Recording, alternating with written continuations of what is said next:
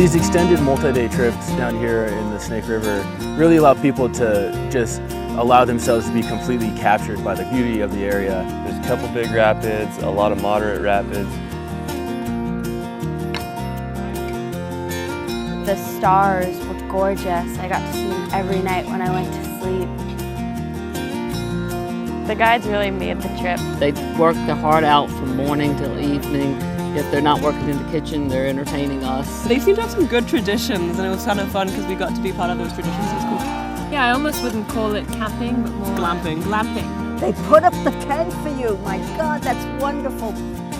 So to come out here and really get removed from the hustle and bustle of everyday life, I just don't think you could be in any better of a place. With my family, I've gotten to spend time doing things that I never would have thought I'd be doing. Those trips about getting closer with nature, with people you don't know, with people you do know. Here we are at the end, and we wish it weren't over yet. Yeah, 6 days, and we're saying, oh man, I hate to see this ending.